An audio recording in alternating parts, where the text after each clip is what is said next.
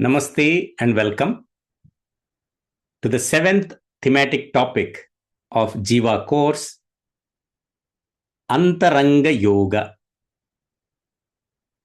I will recite the sutras which are in Sanskrit. Please refer to the textbook while I am reciting these sutras. I will later present the English translation of it and explain more details using the graphic illustration. देशबन्धश्चित्तस्य धारणा तत्र प्रत्ययैकतानता ध्यानम् तदेवार्थमात्रा निर्भासं स्वरूपशून्यमिव समाधिः त्रयमेकत्र संयमः तज्जयात् प्रज्ञालोकः तस्य भूमिषु विनियोगः त्रयमन्तरङ्गं पूर्वेभ्यः तदपि बहिरङ्गं निर्बीजस्य. Let me present the English translation of these sutras. Locking conscious on one place is dharana, concentration. Continuous flow of conscious on that single place is dhyana, meditation. Illumination of that exact aim alone by vacating one's own form is samadhi, absorption. All three together is samyama. Dharana, dhyana, samadhi, concentration, meditation, and absorption put together is called samyama. It wins us the enlightenment of transcendental wisdom. It should be applied for the place.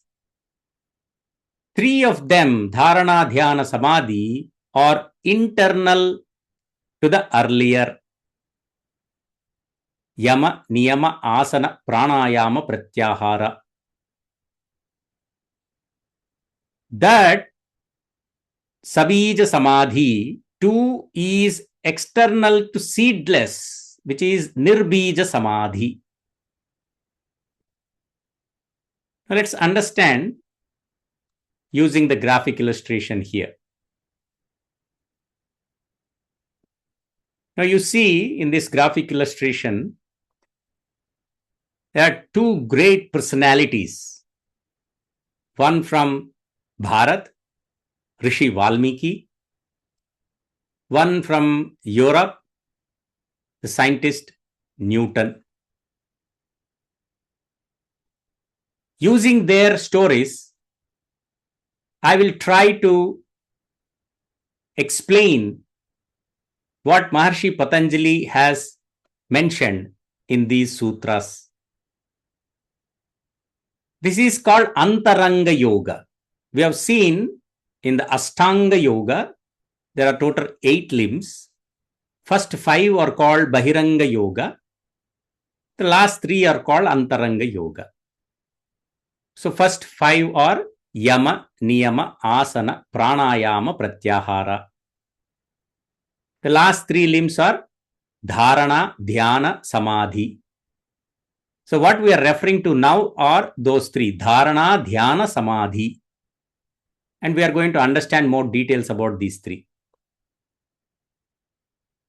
Locking your conscious on one place, one thing, one object. You look at something and you only focus on that, you just lock it, your conscious on one place. You're not moving anywhere else, only on that. And trying to understand that. That is called dharana.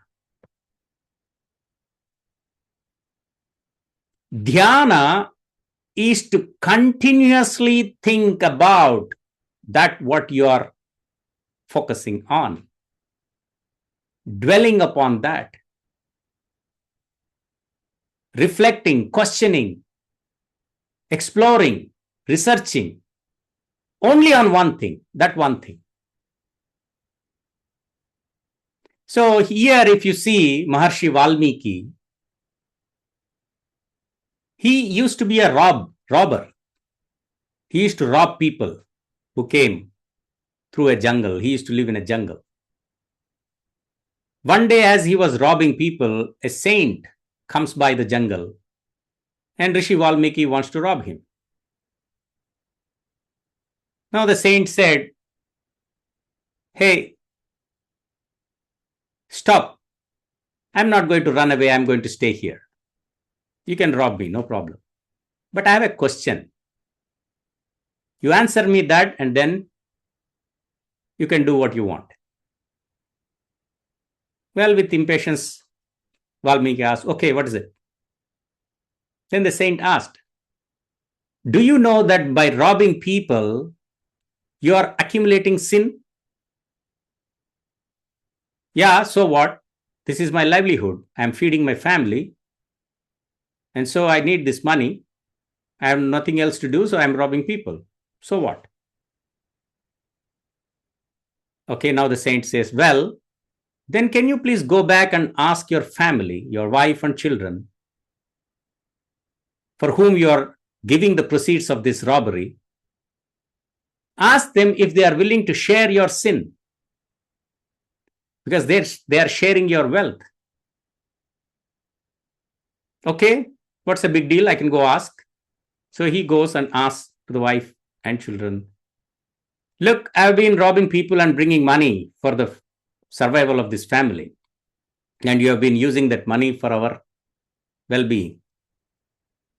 Now a saint asked me a question, so I'm asking you, will you share my sin as well?" Then wife and children said, "No, certainly not. You could have brought money by any means. It's you who decided to rob people. So we won't be party to any of your sin. Sorry." Now this shocks Valmiki, and he goes back to the saint saying that, "Well, they are not willing to share any of my sin. I rather not do it anymore. But what else can I do?" And that's when the saint gives him the name of Sri Rama. And this robber was not even able to spell those words, so he gave it in the reverse direction, Mara, Mara, Mara, Mara, Mara, Mara, Mara. Keep chanting this name, and that became Rama, Rama, Rama, Rama, Rama. And from that point onwards, Valmiki fixed his conscience on only one thing, that is Rama, Rama, Rama. He locked his conscience, dharana.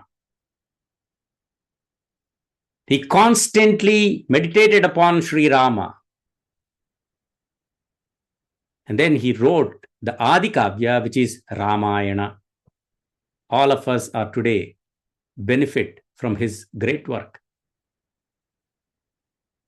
Today, if you say Ramayana, it is a synonym to Valmiki. If you say Valmiki, what you get your mind is Ramayana, which means Valmiki lost his identity and he became one with the target, one with the point that he has been focusing, which is Rama, which is called Samadhi. Dharana, to lock your conscious on one thing. So here Valmiki locked his conscious on Rama. Dhyana, to continuously dwell upon that particular thing alone and nothing else in life. So Valmiki only thought about Rama and he wrote about Rama. And then at the end, Samadhi, you become what you have been aiming at. That is called Samadhi. So that's what you see in the graphic illustration there. Sitting beneath the tree, Maharshi Valmiki is continuously meditating upon Rama. And then as a result, he wrote Ramayana. Today, Valmiki is Ramayana, Ramayana is Valmiki. Let's take another example about the Newton. When the apple fell from the tree, He didn't just ran and grabbed and ate it. Sweet apple. Anybody would do that, isn't it? Rather, he started questioning himself. Why did the apple fall down? Why didn't it fly away or go in other direction? Why didn't it go in the same level? So he locked his conscience on that falling apple and started thinking about it. And he continuously dhyana, meditated upon it. Why? Why did the apple fall down? What would have caused this fall of the apple? Then at the end, samadhi, he discovered something called gravity. So the earth has the gravitational pull due to which the apple has fallen to the ground. He became that apple and figured out the gravity. So this is called dharana, dhyana, samadhi. Newton locked his conscience on the falling apple. Newton thought continuously about that apple.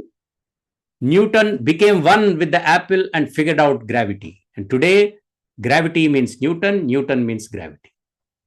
Dharana, dhyana, samadhi. All these three put together is called samyama. When you apply these three on any of the place, any of the objects, it's called samyama. And what Maharshi Patanjali is saying, that one has to apply samyama on certain objects as part of your yoga. These three, dharana, dhyana, samadhi, are internal to yama, niyama, asana, pranayama, and pratyahara. So that's what now you see in the next graphic illustration here. So the first 5 circles must be familiar to you because you saw them in the previous topic called Bahiranga Yoga. So now what we are talking about dharana, dhyana, samadhi is Antaranga Yoga, which is internal to this. And even that is external to the self-realization. Bija. So at the beginning, you will have the sense that I am doing the meditation. I am gaining samadhi. That I is still in there, still inside there. That is the bija. When that ego, that sense of I is also gone away, that is called nirbija samadhi. And that is the even deeper insight. So that's what Maharshi Patanjali explains in this sutras. We covered it under the topic Antaranga Yoga. On that note, namaste.